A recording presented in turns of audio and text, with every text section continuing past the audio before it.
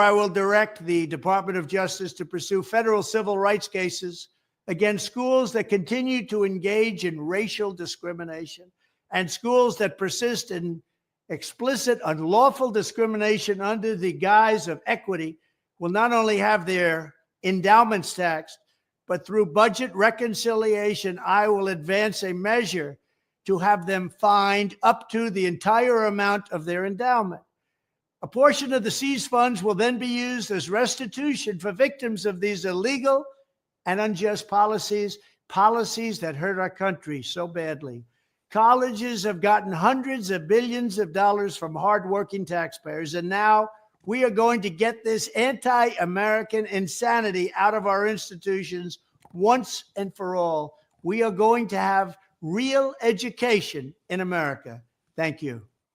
Furthermore, I will direct the Department of Justice to pursue federal civil rights cases against schools that continue to engage in racial discrimination and schools that persist in explicit, unlawful discrimination under the guise of equity will not only have their endowments taxed, but through budget reconciliation, I will advance a measure to have them fined up to the entire amount of their endowment. A portion of the seized funds will then be used as restitution for victims of these illegal and unjust policies that hurt our country so badly. Colleges have gotten hundreds of billions of dollars from hardworking taxpayers, and now we are going to get this anti-American insanity out of our institutions once and for all. We are going to have real education in America. Thank you. Further.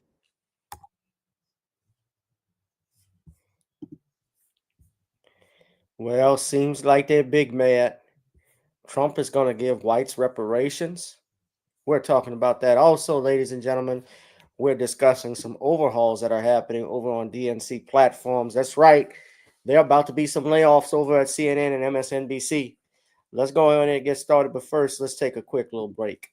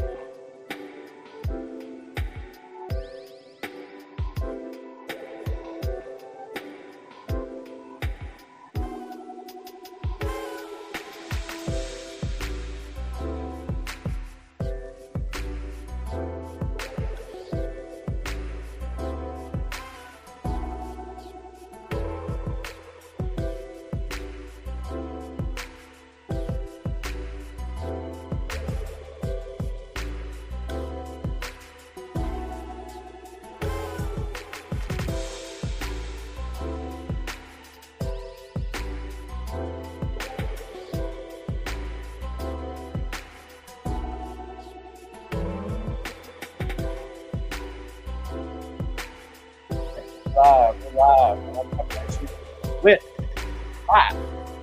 Good evening, guys. What's up? Welcome to another exciting edition of Random Topic Thursdays, the hottest live stream here in the cosmos of social media. I'm kind of doing a rebroadcast or recap too, as well, in addition to the two topics I mentioned about how did Kamala Harris's campaign go broke. I talked about it briefly on Tuesday, and it was late when I did that show. I've been busy and tied up all day, as y'all can see. I've been busy now, so I'm gonna try and fly through things. Make sure you're hitting that like, share, and subscribe button. Hit that notification bell. But I'll start with the video that I just played. Let me just pause this music for a second. There we go. So we can get into it. The video you saw, of course, that's been trending all on social media. Our brother, shout out to Marcel for Congress, because I actually had him on my platform. If y'all recall, about 2 years ago, he was running for congressperson out there against Jim Clyburn, Catfish Clyburn. And I supported the brother, so I had him come on. Shout out to him. But he's quoting with Keith Boykin, he's a Democratic shield. So what they're talking about is this video online after Trump won. He made some announcements, including how he was going to dismantle the Department of Education and other things. He actually had recapped and said this, I believe, a year ago. He had been talking about it. He's talking about bringing Bibles in schools last year, and there's a video circulating around. He was trying to push for term limits if he was elected president. And it looks like it was a campaign video, and I'm going to show that and play that for y'all in a second right now. Term limits on Congress, which honestly may not be a bad thing. You see, there's a moving sweep in this country. Now, we can say good or bad. MAGA, of course. MAGA is not NAGA. But, of course, there are people who think that Trump is going to, there's some people even talk about this shit, these text messages about how don't open your text messages. They're talking about white supremacists threatening black folks or so forth with different things. I think that's all made up to scare black people going back to the DNC because it backfired. This election, they're and it's in turmoil. They don't know how this happened because they thought they had us in the bag and they said everybody sat home. Well, some people sat home. That's true. Other people voted for Trump. Other people voted for third parties. Kamala Harris, for sure, what is true is she did not have the support that she thought or they thought she would have. And if y'all know anything, even Joe Biden and Barack Obama, they didn't believe that. They didn't believe she had that. That's why Barack Obama wasn't so keen on endorsing Kamala back in June when Joe Biden was stepping down. She wasn't popular. I've said that before. And if given what we know now, that she blew through, or her campaign blew through $1 billion, paying out some $10 million for Beyonce to just speak for 10 minutes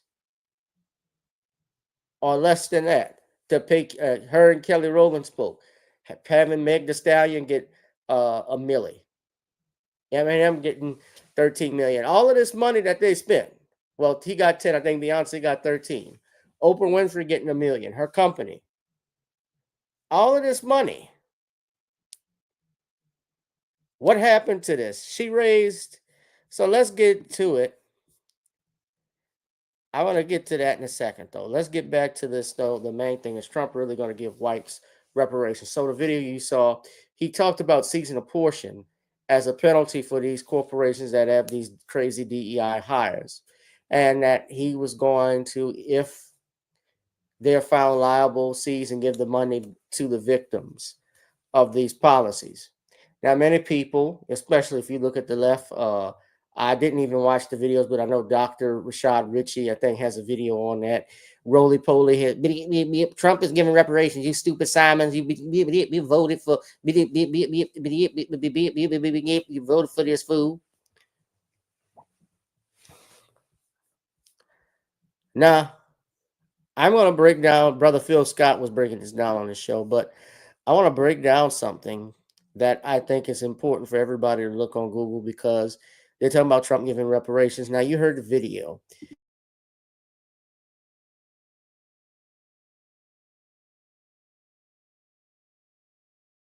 I just happened to do a Google Forbes magazine.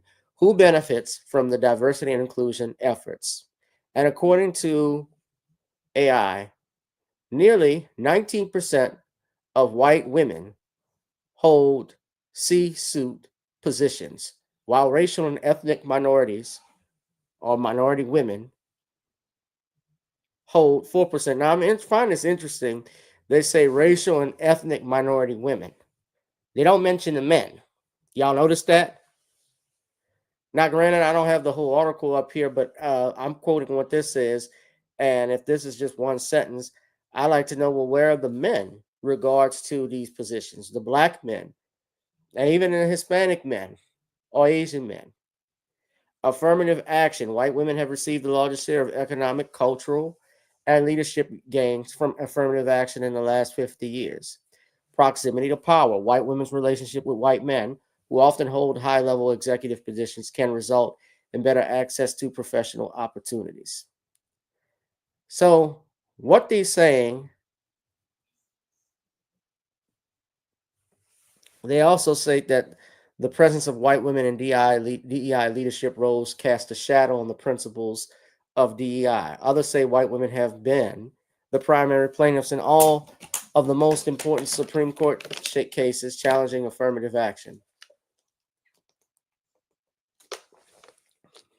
So, what you think of DEI, ladies and gentlemen? And we know last year the Supreme Court struck down basically affirmative action. And what we know now, given what we know, of course, DEI basically is another form of affirmative action. Now, many people, of course, there were mixed feelings about affirmative action being struck down. Some of us were upset about it, others not so much because, and a lot of people are conscious of what DEI or affirmative action means. White women were getting the benefit of that, not black people. Now, you go back to its original purpose and what it did back in the day in the 60s. Lyndon Johnson, who was the president, he helped create affirmative action. And it was to remedy the history of discrimination for black people, especially in higher positions. Blacks get into managerial roles, or the managerial roles or supervisory roles are for the colors only in some places in the workplace. You were still subordinate to whites based off your race. And so Lyndon Johnson, and you can love him or hate him, but I give credit where credit is due. He did give tangibles. He's one of the few presidents that actually gave tangibles to black people in this country. I could tell you a few others. Trump is part of it. I know people may get mad, but I can't go facts. But Trump is one of the other presidents. Ulysses S. Grant gave tangibles. Of course, the number one is Abraham Lincoln. Grant, the one who created, helped create the Department of Justice, which they actually, in their primary purpose, was to go after the Ku Klux Klan. Because you think about it, during Reconstruction, which was part of Grant's phase, they had a strong surge of black congressmen and senators in the South with Reconstruction. They helped blacks get registered to vote. And they fought against the Klan because to quarrel or quash any type of uprising, because the Civil War was a very touchy thing. I say Lincoln for obvious reasons. Yeah.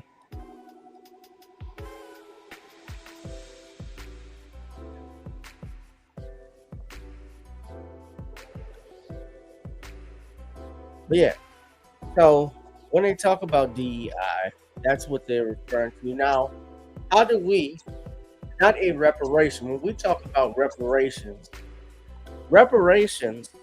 are, of course, damages that are owed to a particular group of people in which to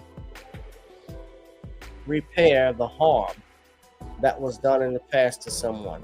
Now, I've heard, of course, I've heard people talk about, and I've seen this. They passed although it never was signed into law, a spiritual reparations bill for LGBTQ because back in, I want to say the early to late 2000s when homosexual marriage in one state was legal, there's something called full faith and credit, which means uh, if a state gives full faith and credit and recognizes, something here, it should be recognized in the other states as well. And so, if you were a homosexual couple that were married, let's say in Massachusetts, which was the first state that did that, and they started to pay, of course, there were benefits that spouses get. They weren't able to get because it was illegal in some states. So that's what they were trying to do. But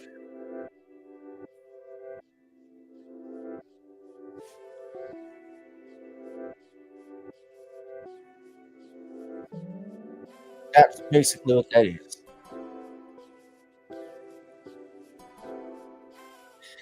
For blacks to get reparations, of course, part of it would have to come through Congress because they would have to pass some type of legislation, although the president can propose legislation. But this here's my taking on that, on what Trump stated. And let's go back and listen to what he says carefully. Now, this might be a way, if we think about it, for blacks to try, if he does do something like this and creates that, this could be some legal precedent we could do,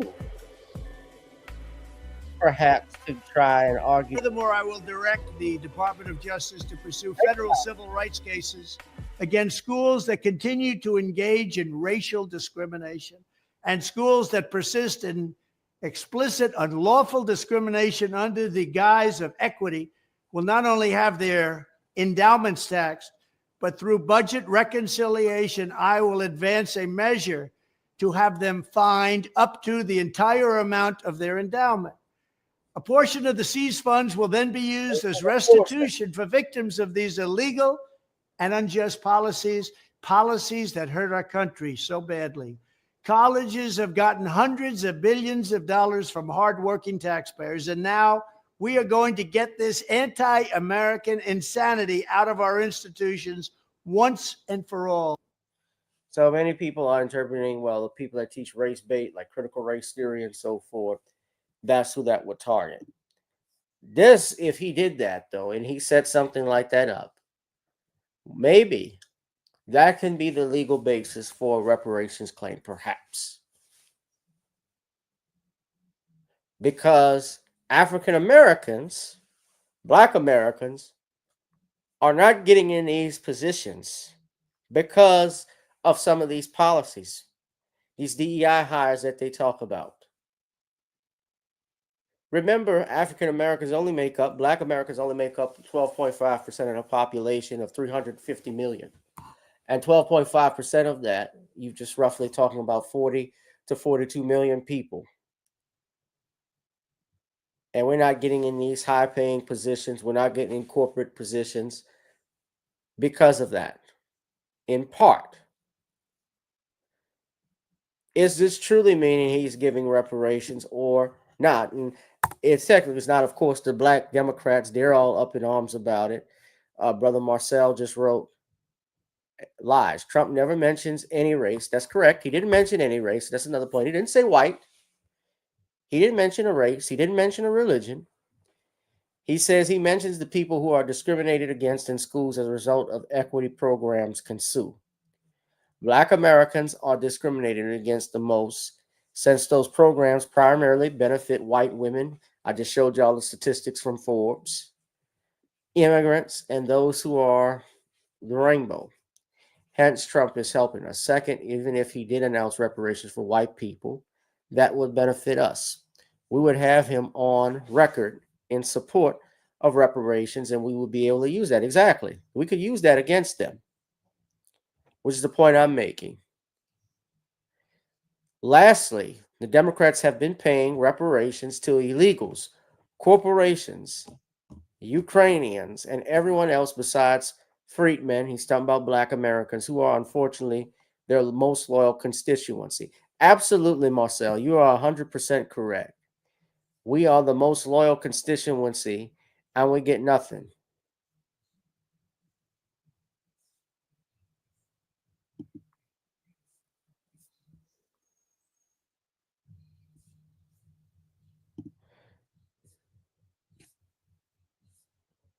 And they going in on Marcel.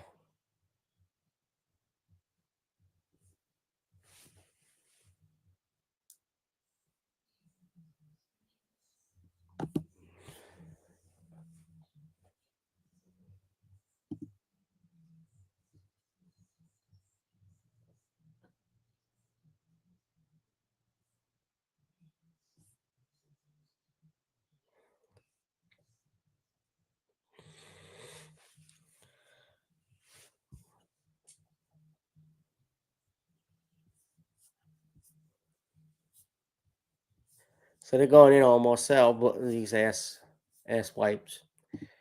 People that don't have understanding, yeah, but blacks don't benefit from affirmative action. Even if it were meant for us, yeah, in the 60s and 70s, yes. Nowadays, it's nothing. It does nothing for us. It's not benefited us because they've manipulated the system to work for us. So think about this. You're upset when someone dismantles something that was intended for you, but you know it's not actually being used for you. It still wouldn't be used for you by the way that they wrote the laws, because the Civil Rights Act of 1964 prohibits discrimination based off race, sex, religion, and so forth.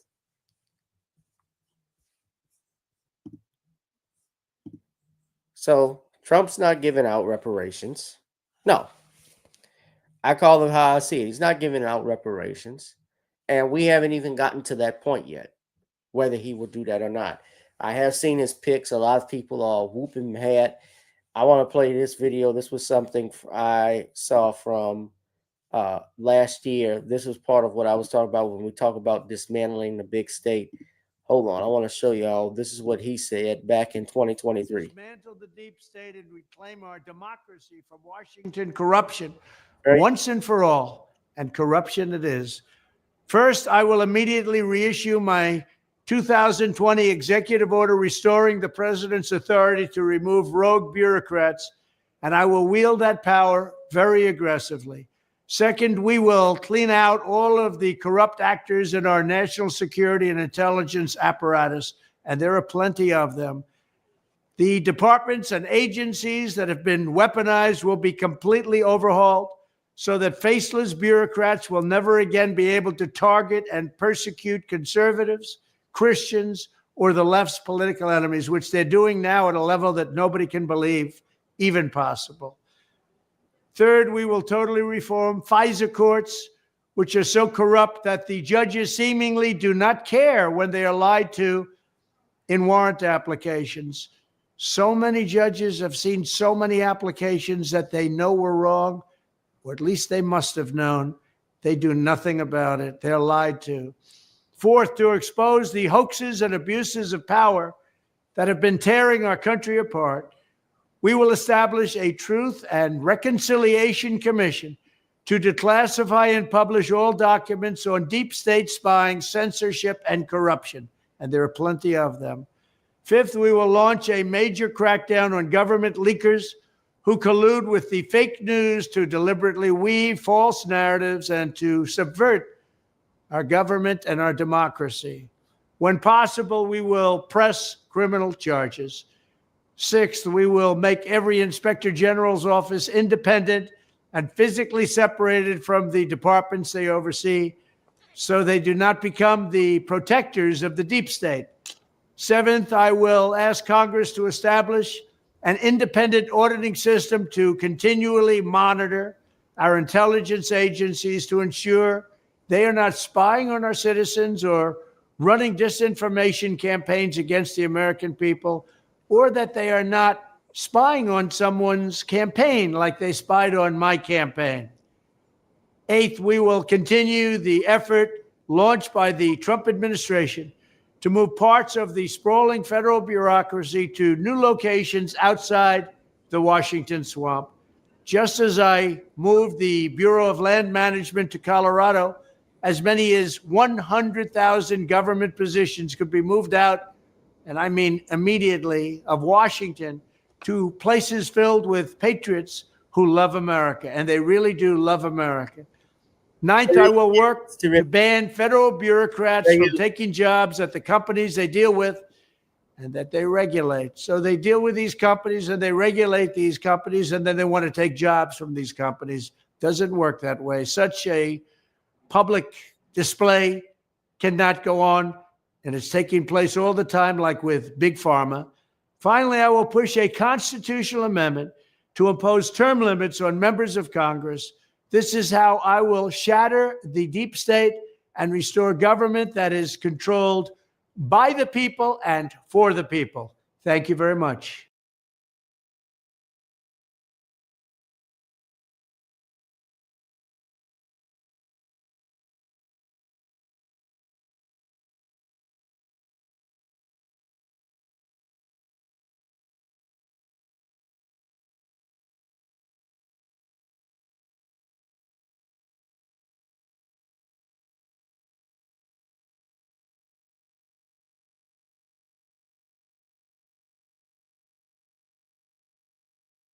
If they get that, yeah, term limits are needed. I actually agree with that.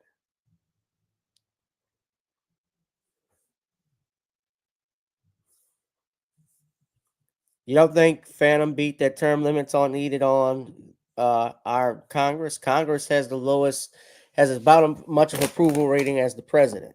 It's actually lower. A lot of Americans have no faith in the Congress. I'm not against that. I'm not against. I think also federal judges should have term limits too. But, that's appointed by the president. So by law, federal law, they're set for life. I think there should be some amendments. Congress, their approval rating is as low as the president's at times. No exaggeration.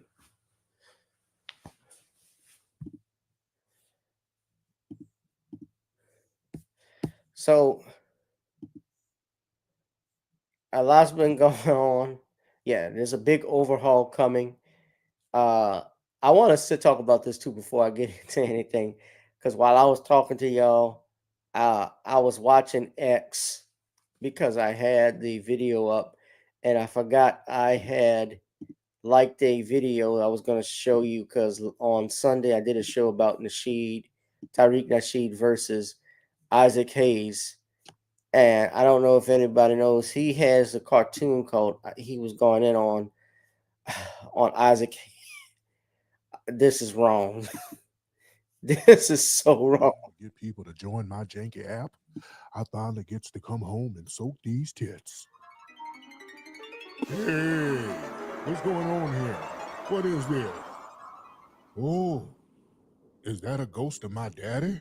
Hey, son, it is I, the ghost of your father. Hey, Daddy, it's so good to see you again. Son, have you been protecting my legacy since I've been gone? Yes, I have, Papa. And I stopped people from stealing your records and everything. Now that's great, son. And I have another question for you. What's that, Daddy? When I'm looking down on you from heaven, how come I never see you with no bitches? Well, Daddy, things are a little different here on Earth since last time you was here.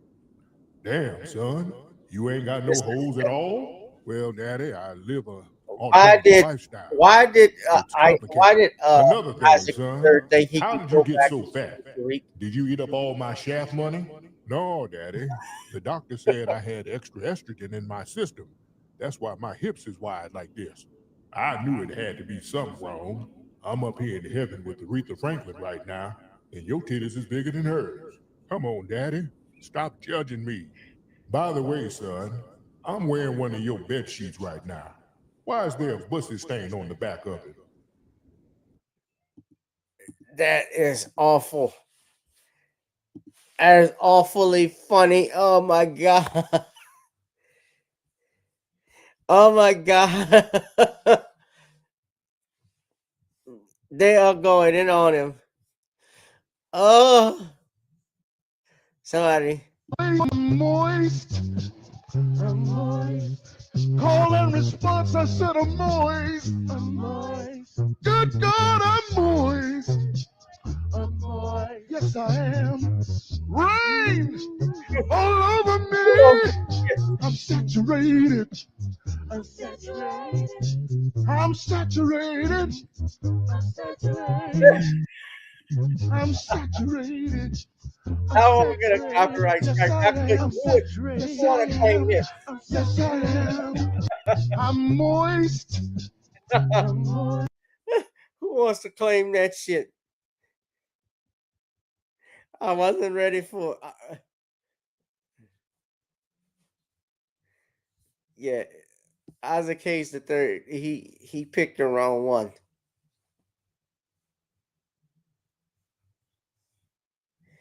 Someone said he speaks more on X than he does that trash fan base app. I've never downloaded this app. I don't have an interest necessarily to do so because I don't care for Isaac. He goes too hard on stuff. But that shit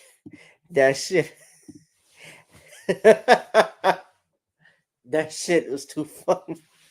I'm moist. I'm moist. Oh God, I'm moist. I'm saturated. That was terrible. Y'all make sure y'all smashing the likes button. Hit that notification bell. Also, if you love me for my time, pay me for my time. The Cash App, Gavin Reshort SQESQ is available, as well as Google Pay and Zelle, ladies and gentlemen. I'm gonna move on. So we talked about major overhauls that are coming with the DNC, their platforms. It was announced just this past week, especially in lieu of the Donald Trump winning the presidential election, that they're going to be layoffs over at CNN. A wave of layoffs, and CNN staffers are deeply frustrated as there are budget cuts that are coming. This was reported in several outlets, including The Hill, Fox News, which tend to be conservative, but even the New York Post announced this. The New York Post says CNN boss Mark Thompson is set to have layoff hundreds after election day ratings wipeout. Yeah, when you push hard for the DNC, a lot of people, especially young people, aren't going to flock to you. How many of y'all know, and I'm going to play a video for you, Time Magazine is actually up for sale.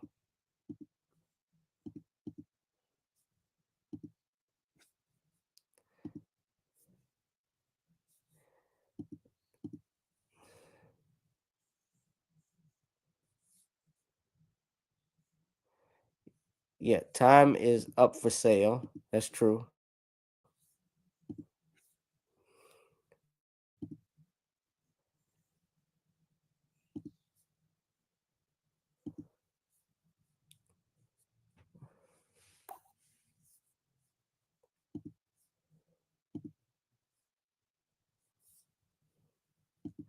Sorry, y'all. Looks like I'm having a little.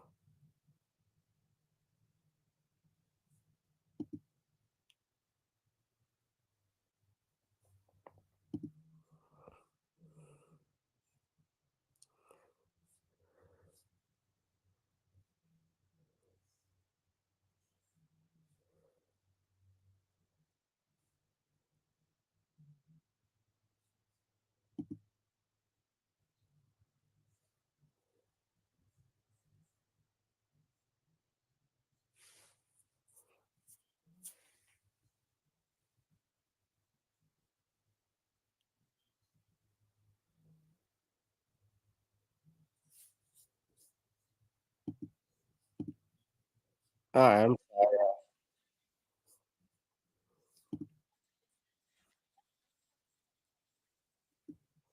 Right. Stop making them emotional. Stop letting them make you get emotional, giving you a dime. Yeah. So they even say MSNBC's ratings have plummeted. So CNN, they've been struggling with their ratings. CNN lagged behind, according to the New York Post, rivals MSNBC and Fox during last week's election night coverage. And they will implement layoffs that will impact hundreds of employees across the organization. Thompson, who took over last year after the ouster of Chris Licht, will call personnel from CNN's television production teams whose talent won't necessarily be needed in the new digital-first landscape. Thompson, who's the former CEO of the New York Times and BBC, may also demand deeper cuts to the massive salaries raked in by its struggling primetime slit stable of anchors, which include Anderson Cooper, Erin Burnett, and Caitlin Collins. Cooper anchored the election night coverage, ranks in an annual salary reported to be as high as $20 million. How does he? Y'all think he deserves that type of money? Anderson Cooper is the type of guy you could see getting paid $20 million on CNN. You tuning in to watch Anderson Cooper?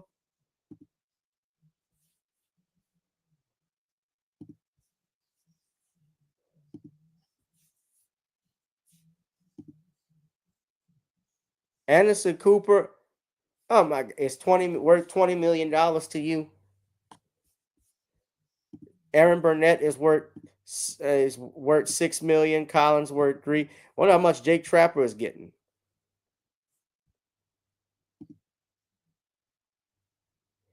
$8.5 million.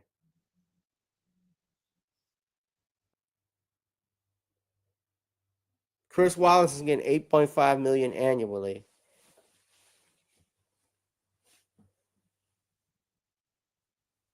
They're asking them, Wolf Blitzer and Jake Trapper, to take pay cuts. How the fuck? Well, it's national news. I get it, a national news network. But do y'all honestly think Anderson Cooper is worth $20 million? He's not worth a quarter, exactly.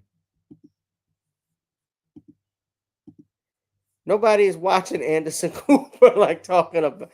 Nobody watches Anderson Cooper. Hold on, y'all. I gotta put my fan on. Oh, I'm a little hot. Excuse me.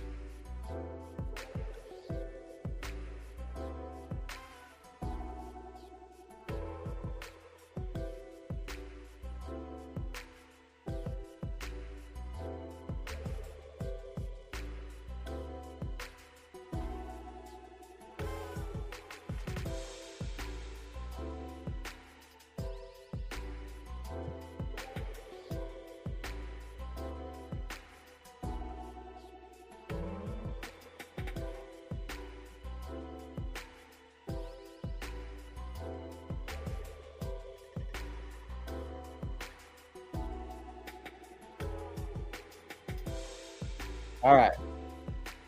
Yeah. So they're cleaning house. What's so special about Anderson Cooper? Exactly. Guys, hold on. I keep getting this message on my computer. I'm gonna be right back. Hold on. I gotta fix something. Give me a second. I'll be right back. Don't go anywhere.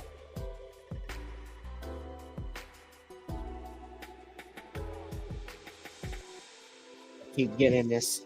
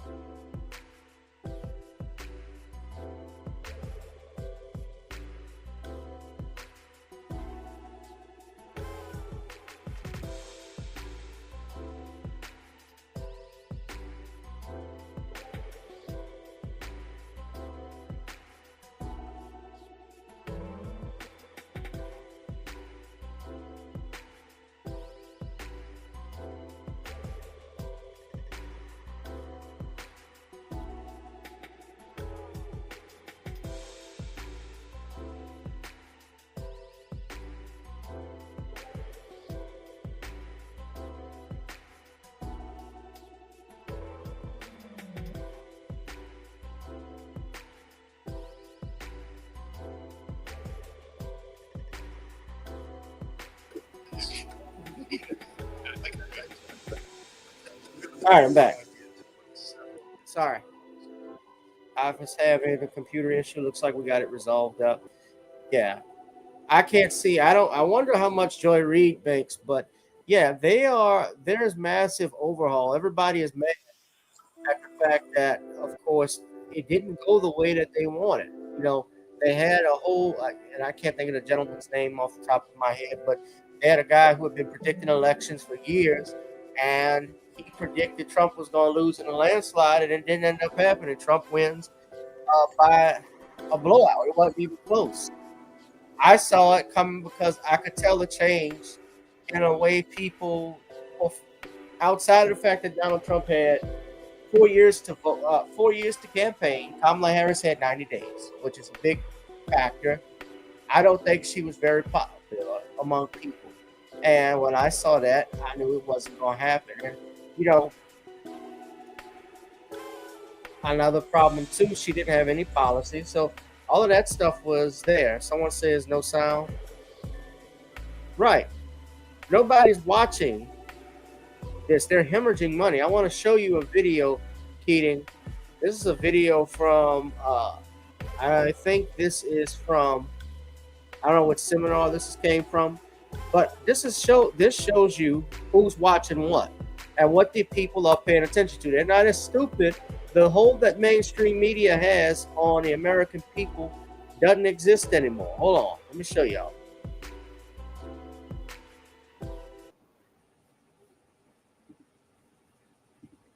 All right. So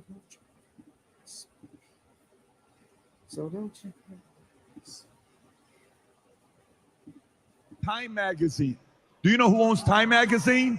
Mark Benioff. Do you know who Mark Benioff is? He owns what company? Salesforce. Do you know what his net worth is? $10.7 billion. You know who turned down an interview to Time Magazine just a month ago? Kamala Harris. You know what he bought Time Magazine for? $190 million. Do you know how many subscribers Time Magazine had when he bought them? 4 million. Do you know how many subscribers Time Magazine has today? 1.6 million. Wow. Do you know WAPO, when Bezos came out and says, I don't give a shit if I lose subscribers, 2.5 million subscribers. He says, I'm not endorsing Kamala. Overnight loses 200,000 subscribers, bunch of employees. LA Times loses employees. 200 papers, including USA Today, who typically would have endorsed the left, said we're not doing it. Comcast came out. They're like, look, all these other businesses we own, they're performing. Roku, performing. All these other guys are performing. Does anybody want to buy MSNBC? And I was like, no. Does anybody want to buy CNN? No, we don't want to buy them. By the way, CNN and MSNBC, celebrity people that get up there thinking you're very important, your salary's been declining because they're no longer making money. And the reason why you're seeing these CNN people bashing Kamala, showing a clip that one page is her doing what John Kerry did in 2004, I believe, the flip-flop and stuff. Why are they doing it? If you don't, you're out of business. If you're out of business, no one's paying you. Right. These people that are watching, they're just saying, who can I trust? No wonder Rogan's the #1 podcast in the world in 94 countries because people trust the guy. Tucker is 2-3. Theo Vaughn, maybe one of the best podcasters out there. Funny as hell. Top 5. This guy, Sean Ryan, coming out there doing interviews, blowing up all over the place. Yourself. All these guys, why are people going to them? The market is shifting, disruption at the highest level. And a lot of these guys are used to doing this. We just got a report right now. They don't know how to do this. And American people just want to do this because you know what this is? By the way, if we right now were having dinner, our dinner sounds like a podcast. People would sit there and say, wow, what was that all about? It's a great conversation. This is what America and the world is begging for. Yo! They want they want people that are real. Now, of course, everybody is not going to be honest with you about who they are and their true feelings when they're in front of a camera. That's true. But it seems more realistic than having people get up in a television set and talk down to you. Mainstream, they're done with you. You are manipulating and they're done.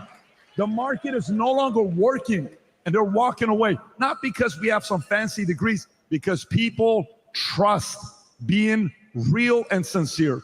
Very simple, and the market's always right. People trust real and sincere. Donald Trump, in a way, whether you love him or hate him, is a realist. He is reality for a lot of people, and some people can't accept that. You know, Judge Joe Brown said Trump represents reality. In a way, yeah, like manning up and so forth. There's some things that I agree with that the gentleman was saying, and I don't know his name. I think I saw it, Candy Owens, and you know how I feel about her. Man, so I think it was one of those conservative seminars, but I agree with him. Yeah, mainstream media is dying for the most part. People are not liking to be talked to. People are not paying attention to this anymore.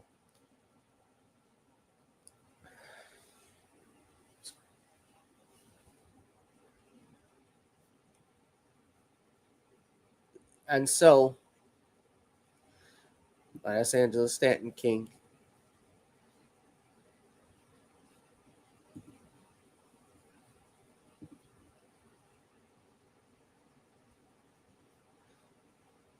It's amongst the end of Hollywood's influence. Yeah, many of these celebrities that were going out there, their influence was taken out. Yeah, and a lot of people are falling for it. And now, of course, the Democrats, there's a big falling out because MSNBC, Simone Sanders Townsend, Simone Sanders got married. I wonder if it was to a man. I'd be shocked. But no, congratulations to her. Her name is Townsend now, her last name. So I want to share this video. She's going at Nancy Pelosi. Where's your calculator now? I want y'all to listen to this. I don't want MSNBC, of course, to give me a little copyright strike, a BS copyright strike for sharing news. But I want y'all to listen carefully because Simone Sanders is going to go off. She's going to go off. It's an 11-minute clip. I'm going to speed it up. You know, people are not paying attention to this anymore. Just like Al Sharpton is on the weekend. You know, I remember, and this is what's going to happen. I imagine, because this happened with Tom Joyner. Remember, he got forced out off of his radio show. When Barack Obama's presidency was ending, Boyce Watkins, they had reported that they were actually going to phase Tom Joyner out as Barack Obama's legacy was going to end. That was an actual article. I'll pull that up for y'all if y'all don't believe me. But yeah, I'm going to play this. So Simone Sanders.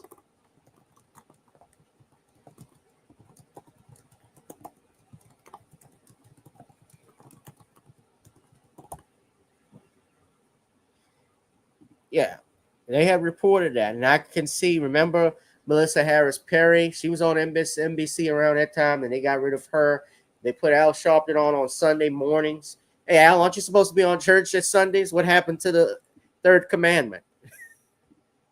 Take the Sabbath day holy.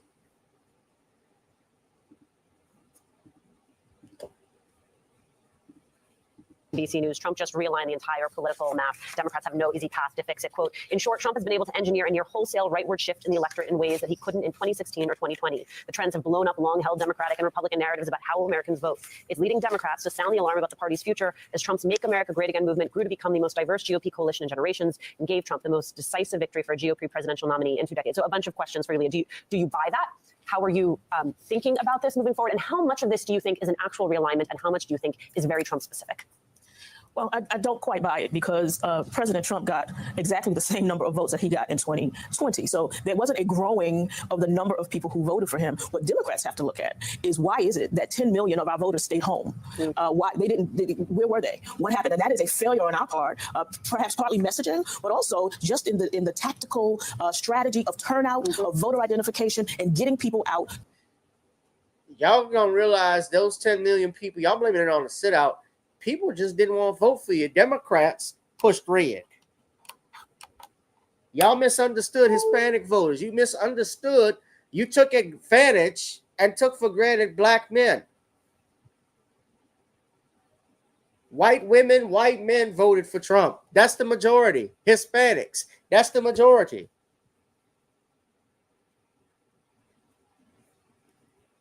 And here's another thing with the mainstream media, why they're falling out, why there are layoffs coming.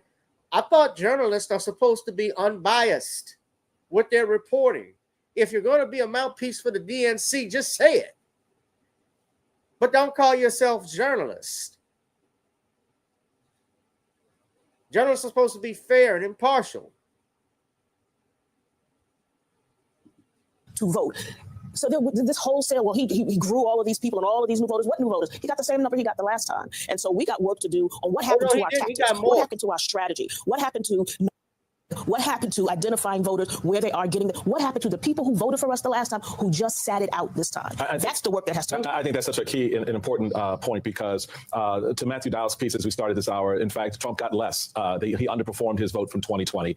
The difference maker in this election were the 10 million Democrats or independent voters who did not support. So, Eddie, I also take exception to this idea that what Trump did was orchestrate a rightward shift in the electorate. No, what Trump did was took advantage of a rightward shift in the body politic and the electorate that has been occurring for some time. He saw how to maneuver and position himself, and saw that opening with young men on platforms, on the digital platforms that Democrats largely ignored. They did not play in the digital verse the way Republicans had. Well, that may be true indeed, Michael Steele. Donald Trump, what he did in 2020, yes, he got more votes, and surprisingly, Joe Biden got more than him. Actually, Joe Biden got more than Barack Obama in 2012, which was hard to believe for many people, that he broke Barack Obama's record, which is why a lot of people suspected something was wrong in Georgia, because when I went to bed that night, I saw Georgia in red, and when I wake up, oh, Georgia's blue.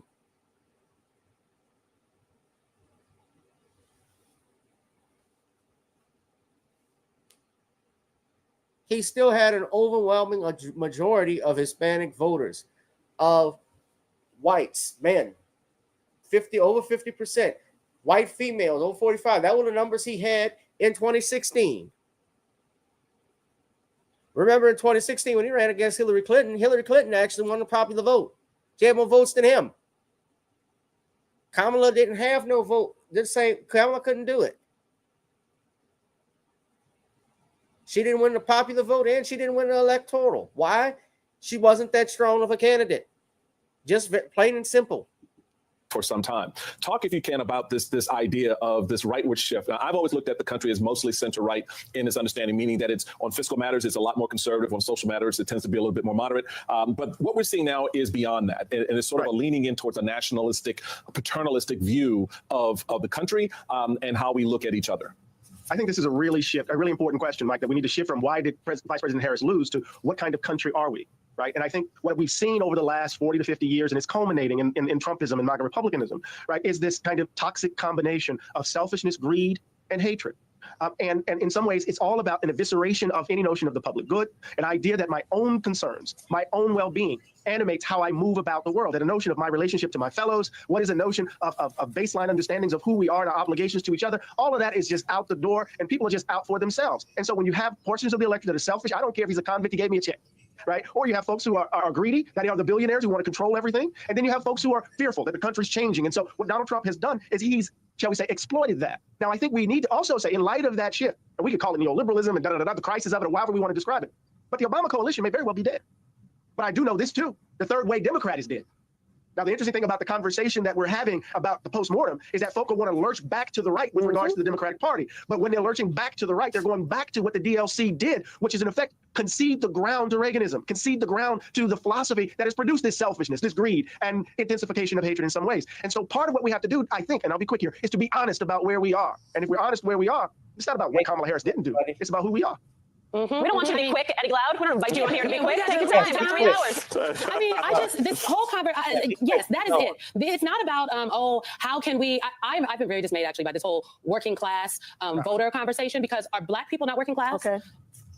like if you really want to boil it down, because it's really about the issues, it's really about the message. How did the message break through to Black working class people and it didn't break through to the majority of anybody else? And I see y'all white women and Hispanic voters out there that are in my inbox right now saying, but we voted for her. Yes, but let me explain this how this works, okay? As a Black woman in America, if something happens and somebody does something, then it's like, I understand I didn't do it, but we got to address the things for everybody else. So this is the box that we're in. I understand there are white women out here that voted for Kamala Harris, but baby, 52% of y'all voted for Donald Trump, and this was not the first time. So now for the third time, so y'all got to come together and address it internally. So I understand you didn't do it, but enough people did. We got to have a conversation. So that's just how I'm just helping you understand. This is just how it works. But it is the opportunity for the Democratic Party apparatus is actually within the base of the party and the people that did not come out. They were fighting the couch this entire election. The Democrats were. And so the question is, why is there this insatiable need, Bishop, to go to the immediate response was, oh, okay, well, the party is just, too progressive, too this, too that. I mean, you have Democratic lawmakers. Seth Moulton, got up there saying whatever he thought he would say. My former boss, Bernie Sanders, said, the Democratic Party has banned working class people.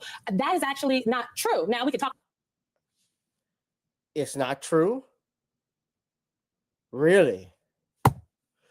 What has the Democrats been platformed? What did Kamala Harris, let me just go here, your presidential nominee, what did she talk about all through the election? All I heard, and you can look it up, was reproductive rights.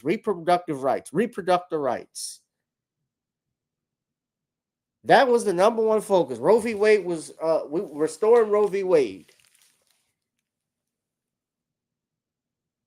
So maybe they didn't abandon working class parties. You're probably right. They neglected working class families. That might be an even worse way to put it, Simone. They neglected and stopped talking about the right thing. About how we talk about it, right? We can, and this is probably not a popular conversation for Democrats to have, but perhaps maybe too much union, not enough worker, okay? So to be clear, I'm sorry, but I love the unions. I love them. They do good work. You better thank a union for the 40-hour work week and overtime pay. However, everybody in the country is not because of some of the laws and Republican governors in many places, everybody, not as many people are members of the union. So if you're talking about union members versus workers, there's another thing. And there are Black and brown people in that category. This insatiable need to run towards people that have not voted for you in recent history since 1964 in mass, I don't understand. Yeah, and I think it's a conversation the party has to have, because you're right. Democratic Party has not won white people since LBJ.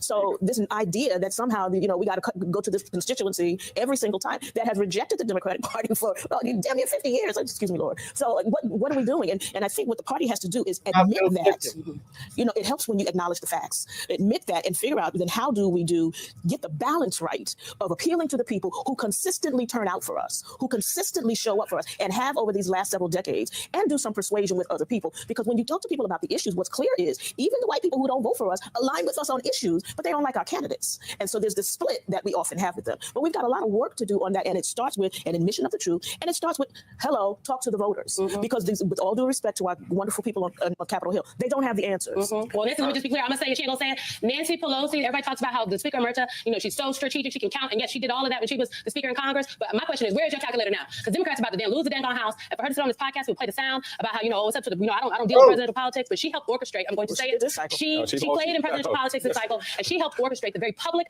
demise of the president. That's right. And thank God for Joe Biden that he came out and endorsed his VP, because these people wanted an open primary. And for where? And when were we going to have an open primary between July 21st when he stepped down and August 20th when the convention was going to happen? When was that going to happen? And anybody who's suggesting that clearly wasn't looking at a calendar. I'm looking for the magic wand that apparently the Democrats on Capitol Hill think that we have. I surely hope that Democrats eke out the majority in the House. But if they don't, I think the people that helped, the people that had so much to say about the president and the vice president earlier this summer, I think that those people need to take a back seat. I think the strategists that obviously fleeced the vice president's campaign and made a whole bunch of money, and get no money to the turnout, they need to take a back seat, okay? They got to get the Robbie Mook treatment. Robbie Mook lost in 2016, and then he was up in Harvard and just came back. They sound worse going faster.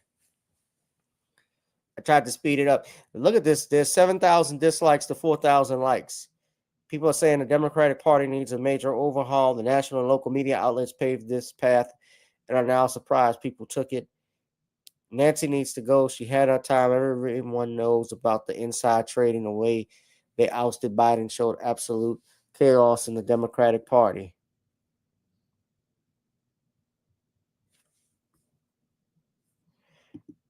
Yeah, Trump has increased his black vote.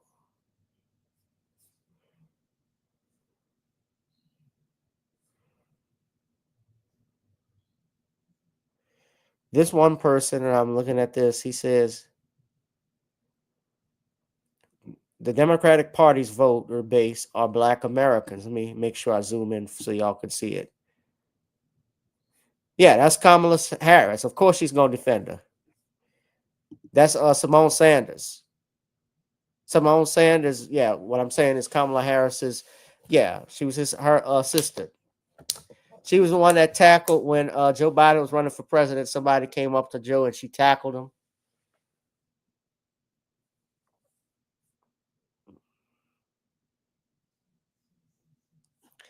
Yeah, there's just chaos. There are a lot of Black people living. So he says primarily the ones that descended from enslaved Black Americans. It's past time for the party to focus on some policies for their voter base if they want to win elections. There are a lot of Black people living in the Deep South who are not registered to vote or have experienced voter suppression. Black people make up 35% of the population in southern states like Mississippi, Louisiana, Alabama, etc. The Democrats focused on their voter registration initiatives and proposed a reparations initiative for that voter base. They could have easily flipped those southern states blue and win. Of course, they could have done that. California, if California back in earlier this year, remember when the reparations bill came up, they had done that. The Democratic, remember, leaders like Gavin Newsom and the Legislative Black Caucus out of California killed those bills. Had they done something like that and allowed those bills to be signed into law, and then Kamala Harris would have co-signed it, I would have voted for her in a heartbeat.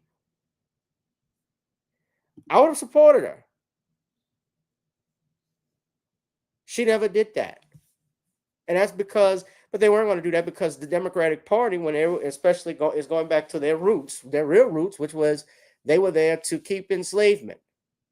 That's why they were there before the Republicans. They fought for slavery. They fought for Jim Crow. Don't give a damn about you or me. And let's be clear, especially tying this in to the money, because Simone Sanders brought it up briefly. How do you go through $1 billion? How are you paying all of these celebrities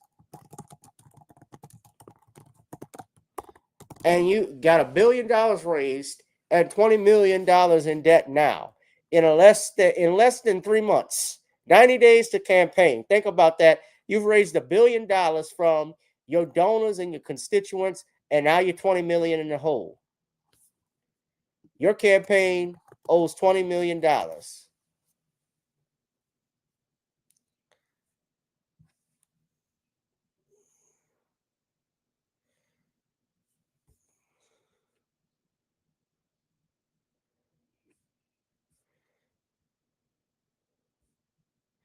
And there's a blame game, yes. Vice President Kamala Harris had raised over $1 billion ahead of Election Day. This didn't stop President-elect Donald Trump from cinching office with less cash spent. The Harris campaign and its affiliated committees dropped more than $654 million on advertising from July 22nd to Election Day, nearly double the Trump campaign. The Harris campaign declined to comment on its finances. A fuller portrait will be public after the election, as the Federal Election Commission mandates post-general election reports for candidates within 30 days. In mid-October, the Harris campaign disclosed that it had spent over $880 million this election, almost $526 million greater than the roughly $354 million that the Trump campaign had disclosed. Much of the Harris campaign. So think about that. So Trump's campaign spends $354 million and 800.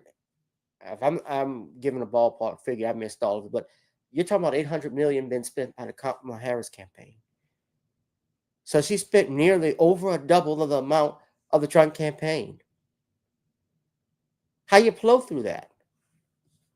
Spending was allocated for digital media advertising, polling, and travel from state to state, including to a private jet company called Advanced Aviation. I'm a gun owner. Tim Walz is a gun. I know that. If somebody breaks in my house, they're getting shot. Yes, I hear that. I hear that. Millions were paid to marketing The service gonna be in there, girl. What the hell? Yeah, that's why. Agencies organizing appearances with celebrities like Oprah and comedian Trevor Noah. The Harris campaign spent 6 figures building the set for her Call Her Daddy podcast appearance. Daddy gang, to put it in our TikTok terms, I have seen girls on the street walk up to men and be like, do you know where a tampon goes? Do you know how many tampons we use? Do you even know how, do you know what a X or Y or Z is of a part of our, and they don't know the answer. Payroll and the taxes that accompanied it accounted for $56.6 million of the Harris campaign spending. In comparison, the Trump campaign reported spending $9 million on payroll, employing far less staff. One Trump campaign advisor said, quote, money can't buy you love or a good candidate. You got a point.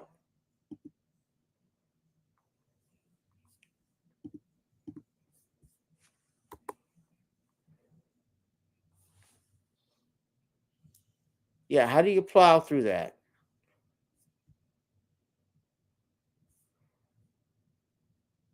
Yeah, Biden was happy. Trump, yeah, he met with Trump. He was beaming happy. Yeah, it's Biden. Biden was happy Kamala lost because he was mad about being forced out. I'm sure he was bitter about it. US President Joe Biden's just exposed the big lie we heard during the election campaign that, oh, Donald Trump will be a dictator, a Hitler. How often did the Kamala Harris campaign say that? How often did the media left claim it too? But when Biden met Trump at the White House overnight, it was all smiles and handshakes, with Trump almost offering an apology to Biden for attacking him during the campaign. It was good humor all around. Donald, congratulations, and looking forward to having, like we said, a smooth transition. Do everything we can to make sure you're accommodated, what you need. And we're going to get a chance to talk about some of that today. Good. Welcome. Thank you very much. And politics is tough, and it's in many cases not a very nice world, but it is a nice world today, and I appreciate very much a transition that's so smooth. It'll be as smooth as it can get, and I very much appreciate that, Jim. You're welcome. Yeah, Biden could hardly have looked happier. It's almost like he liked Kamala Harris losing. Anyway, but it's not the welcome that a Democrat president would give to a Hitler, is it? To a dictator. Joining me is Thursday regular Barnaby Joyce, the Nationals front bencher, former Deputy Prime Minister. Barnaby, I mean, is Kevin Rudd seriously the best person to be our ambassador to Washington after calling the incoming president crazy, nuts, and the village idiots? Shouldn't he be replaced by someone who Trump would at least respect? Oh, well, the value judgment of... Let me stop there. I want to show this though too. Y'all know Oprah got money. Let me get back to the campaign. Yeah, the questionable spending. Her staffers, yeah. Oprah got paid $1 million. Or Oprah tried to deny it. They had the reports that were out that showed her company, Harpo, got paid like $500,000 on 2 different occasions. Oprah Winfrey was paid to endorse Kamala Harris, a report has revealed. The Washington Examiner found the Harris campaign paid $1.5 million to Miss Winfrey's Harpo Productions on October 15. The payment came after the talk show star hosted a town hall for Harris in September. Miss Winfrey also appeared at the final Democrat rally a day before the US election. Right. I just want to get your thoughts on what we're learning about the campaign. A bit of this came out during the campaign and people weren't certain of whether it was factual or not, but it now seems very clear that the Democrats weren't just getting these big celebrity endorsements and pop stars of Beyonce and the others all sort of turning up and singing songs at Kamala Harris's rallies. These people were getting paid for the privilege, big dollars. That was That's exactly right. And in fact, the campaign, despite all the billions of dollars that were raised, is now in debt because of all of these payments. And I don't even suspect that these celebrity endorsements did anything to help Kamala Harris. I mean, the vast majority of Americans, they look at people like Taylor Swift and Beyonce, and they see completely out of touch, self-obsessed, rich celebrities. And when these rich celebrities lecture to us and wave their fingers in our face and tell us that we're bad, racists, xenophobes, that turns a lot of voters off, actually. It doesn't really help Kamala Harris. So that was a big waste of money, spending all those tens of millions of dollars on these horrible people, these celebrities who just love to lecture the rest of us average Americans. And of course, later in the week, we're looking forward to Joe Biden. He's going to fight his way off the beach, back into the White House and meet with Donald Trump. We'll have more on that later in the week. Thanks for joining us, Kristen. Thank you very much, Chris. Yeah, Washington Times reports that Harris campaign steer donations to Hollywood star appearances soaked up $20 million. You said Reverend Al got $500,000 for what? So even from back, he's doing the same shit from the 80s where he's still stealing money from people.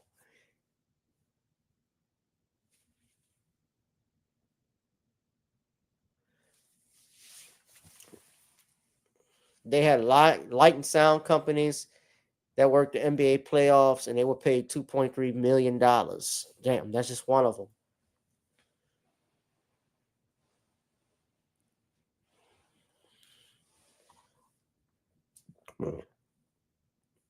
Lady Gaga, Ricky Martin, they sang in Philadelphia. Katy Perry.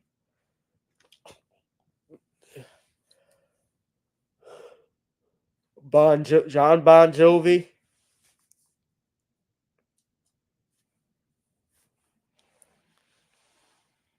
$1 billion. I just can't fathom that.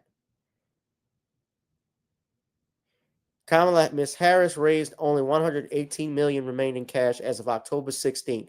This is according to Politico. The Democrats' campaign finished at least 20 million in debt, and of the 1 billion Miss Harris raised, only 118 million remained in cash as of October 16th. So,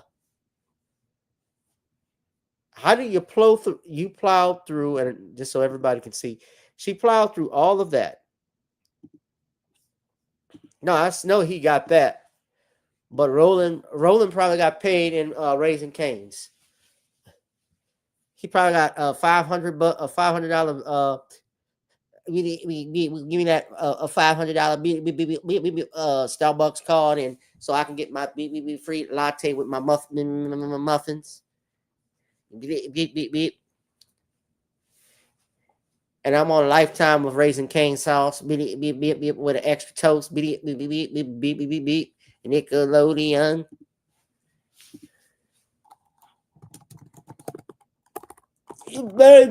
So anything like this, I thought people do this stuff for free when they sit down with politicians and so forth. They don't do that. No. Campaigning out of the goodness of your heart. No, because you want the betterment of the country. No, you want your fucking wallet fixed.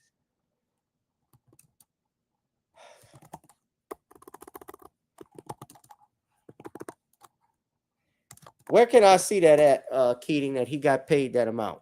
Oh, his campaign got donated $500,000. How much did Steve Harvey get for the 100 black men? Yeah, y'all can't. See, y'all don't know what y'all done did. You know, I said, Umar, your ass can't get me out. You gonna insult me. You can only pay my mustache $10,000. My mustache, yeah, I could use that money because it's a damn mustache. But y'all know I got to keep this shit tight. This is part of my trademarks. See, y'all don't know what we done did. Yeah. $10,000 don't insult me, dog. Al Sharpton got 5. He got 500,000 bones. My ass, your ass better give me. I told Kamala, look, I'm throwing up a softball question. We got to get her in. Don't be talking about reparations, but give me my reparations first. You see, you got to give me my reparation first. If Al Sharpton got 500K, I'm going to have to get me like 600K. I need 600,000 smackaroonies. I want all of it in my pocket. I need to sleep on it. But look, it just be between us. Don't tell Margie I got this, because she figuring to leave my ass. I need some little change. At least I got to keep the lifestyle that I'm accustomed to. You dig? So don't do that shit, player. Cat Williams is wrong. I ain't no ass kisser. I'm just an ass kisser for the right amount of money. That's it. Yeah.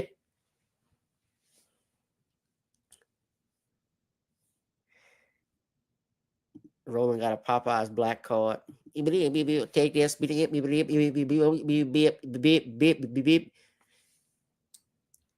Give me a home with the Democrats, Rome, and the deer, and the chickens. All grease.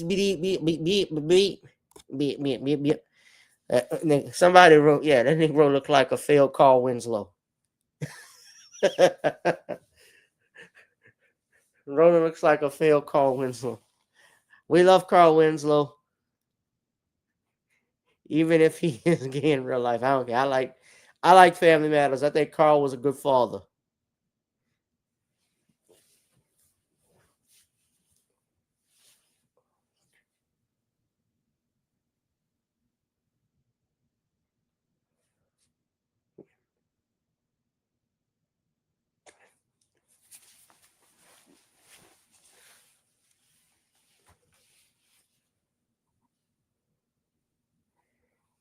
Phil Collins, somebody, yeah.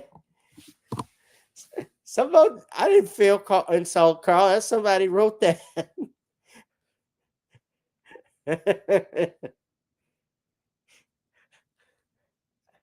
Personally, I think he looks like syphilis.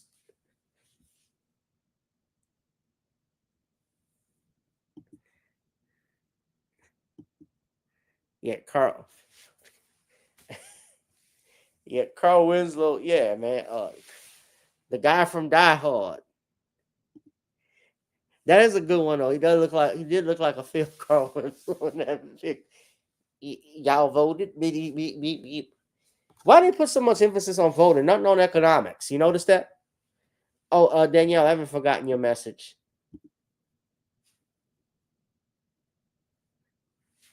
about stocks and so forth. We can go over it. But y'all, I'm gonna wrap this thing up in a second. But what say y'all, guys? What do you think? I'm gonna ask y'all real talk. What do y'all think the Democratic Party should do?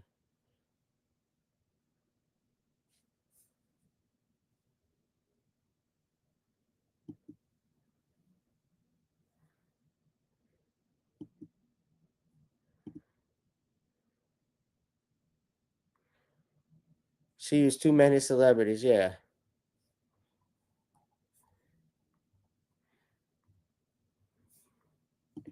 Watching via Facebook, if you're watching via Rumble or YouTube or X, give me a thumbs up anyway. Ladies and gentlemen, hit that like, share, and subscribe button. Ditch identity politics, yeah. Ditch identity politics, that's one thing. Anybody else?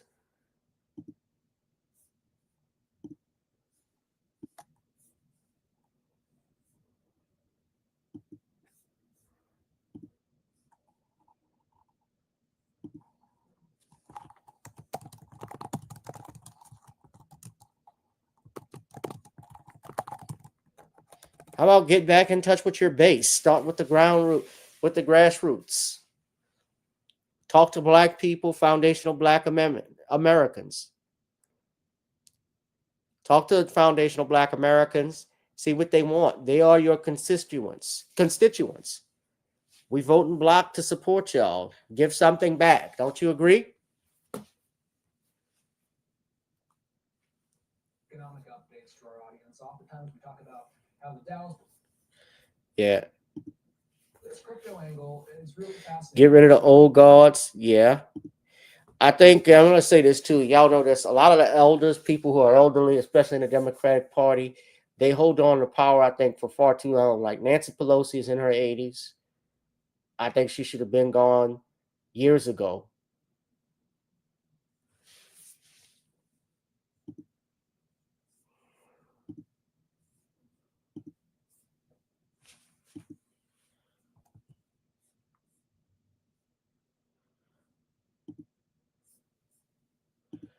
Return to the center. Yeah, there was a time that I felt, especially as a young man, look, I voted Democrat. My father's a Democrat. My mom, my grandparents, and the reason why they said they fought for the working man, I think a lot of it changed, especially when you got Mitch the glitch. Yeah, Mitch was frozen like he saw a Black lesbian in his family. That came for Thanksgiving. Then he looked like the Nazi when they opened up the Ark of the Covenant in Indiana Jones. He was like,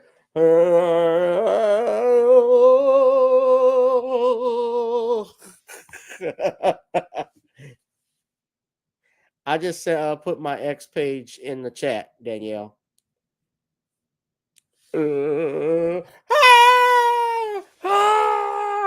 What's gonna melt? Of course, they're not gonna do it.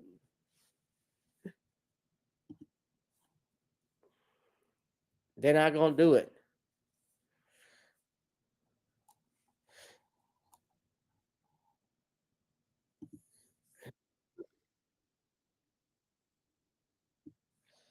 All right, y'all.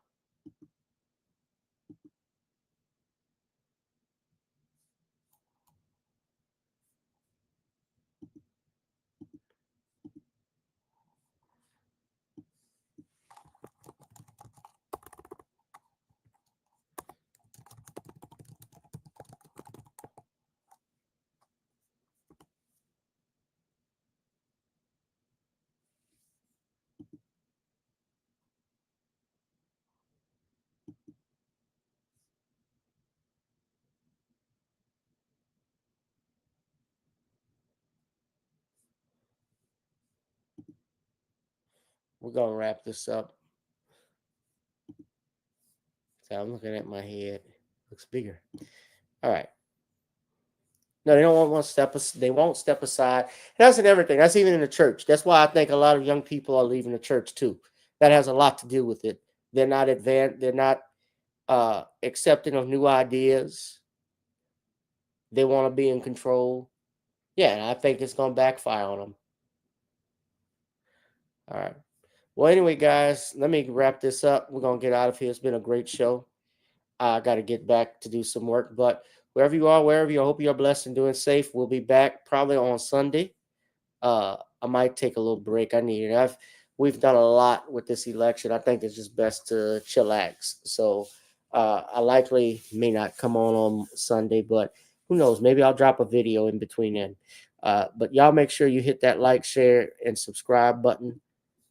Make sure you love me for my time, pay me for my time. Drop something in the Cash App, PayPal, or Zelle. I will talk with y'all later. Thank you, Keating. Thank you, JIBBA. Jabba it's a long name. Danielle, Bookie, Tyree, everybody. I appreciate y'all. Love you. Be one, be safe, and be blessed. Whoever you are, wherever you are, hope you are blessed and doing safe. Ladies and gentlemen, greetings, family. Of course, I'm tuning in. You see me without the glasses off today. But if you're looking for some opportunities, particular advertisement opportunities, then look no further at the link at the bottom to my email address. You can hit me up for advertisement opportunities. We are supporting and promoting your businesses here on this channel. You can also, if you would like to donate and subscribe to our Patreon, a link is at the bottom as well. So you have multiple ways in which you can advertise with the platform by emailing me when we go on through our live stream. You also have access to premium content, those that want to see premium content that you will not find here on YouTube or Facebook or Twitter, as I am suspended probably by now. You guys can check out the Patreon at link at the bottom. But advertisement opportunities, definitely email me, gavin.grich1@gmail.com for rates. And for the Patreon, it is the same as the YouTube channel. It is channel GBoot2786. All right, I'll holla. Peace.